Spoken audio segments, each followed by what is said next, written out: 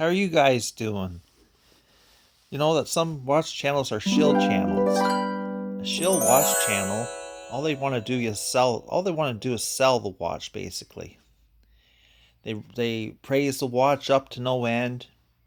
They don't really talk about what's wrong with the watch. If they do say something, they might just say something like, "Oh, I don't like this little color," or something like that. Something that really doesn't matter. It's just their opinion on something, right? Could be anybody's opinion, but they don't really say what's wrong with the watch. And they just want to sell the watch. They sell them for watch dealers. They sell them for Amazon. They get affiliate links to certain sites to sell the watch. So that's all they do. Sell them, basically. They don't tell you that. A lot of them don't, but that's what they're doing. So you're not getting a true review out of that.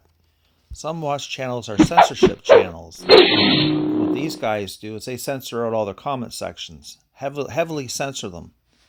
So if you say something like, "I don't like the watch, I've had that watch, it had these problems with the watch," you could say something about the video didn't really portray the true meaning of the watch, anything for that matter, that they don't like, or something that doesn't boost the watch reviewer's ego up, because a lot of these censorship channels have high ego. So you could say, "Oh, I didn't really like the video," or anything like that. You'll get censored out, you'll get deleted before you even know it.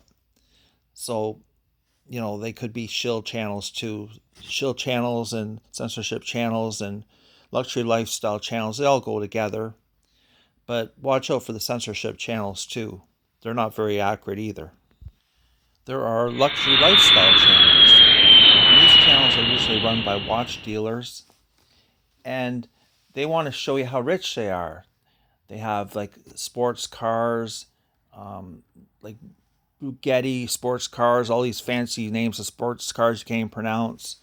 And they show a lifestyle. They're showing out dinners and going out and traveling all over the place, traveling all over the world. And they're just like hyperactive people. And you wonder, what does this got to do with watches? And they're just showing all this stuff. And it's really weird. But that's what they do. And people go for this stuff. And these kind of channels are heavily into censorship. They're very, very big egos, so they're very into censorship. And they're also shills too, because they praise up the watches, and they're basically trying to sell the watches, how it goes with a lifestyle. And there's an opposite effect to this too. There are watch dealers that just dress in grunge, and they just show bare minimum on their channel. They don't show anything about luxury lifestyle. It's all grungy. And they just want to show you guys that, everything goes into the watches they're selling. These could be like watch manufacturers, watch dealers, and they just want to show you, all the profits go into the watches. I don't take any profits. And these guys are still shills and everything. They're still censorship channels, but these guys are trying to show you, I'm so poor, I put everything into the watches. Don't believe that stuff. These guys, I put them under luxury lifestyle because they have a luxury lifestyle. They're just trying to show you that they don't have a luxury lifestyle. So luxury lifestyle can go either two ways. It's either exaggerated or it's put into grunge. So don't believe either one of those guys. Don't believe them. But they're still luxury lifestyle. So what happens is that shill, censorship, and luxury lifestyle, or grunge lifestyle, depending on the channel, those watch channels are like a classic rock band that plays to tracks and lip syncs. Just as phony.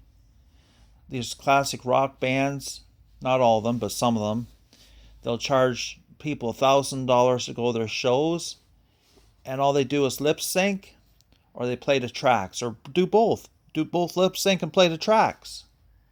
And so they're not really playing their guitars, it's just a recording in the background playing, or somebody singing in the back, like they're singing, but it's an older version of them. And they're singing in the background like they were maybe in their 20s, and they're like in their 50s or 60s or older, and they're singing to this. And the fans, they don't even care, or they don't even know the difference. There are some people that know the difference, and some people go on YouTube and talk about this kind of stuff and think how people are getting ripped off, which I believe they are. I mean, if you want to hear lip syncing and tracks, why not just listen to the original recordings? Why would you want to go to a show and pay all this money just to see the performer basically do a puppet show and then lip sync and play the tracks, which makes no sense to me. Like myself, I'd rather see the person, the performer, play as they really can play. Like maybe they don't play as good as they used to, maybe they don't sing as good as they used to, but they're still them singing, still them playing. I mean, what's wrong with that, really? Just because they're not as good as they used to be, what the heck? It's still them. But no, a lot of these classic rock bands just lip sync and play the tracks. So they're using electronics to their advantage, and they're doing it because people let them get away with it. People pay for it. Hey, it's the public that's paying for it and letting them get away with it, and I don't think they should.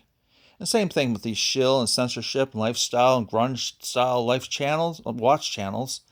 Like people are subscribing to them, watching them, so they're letting them get away with it.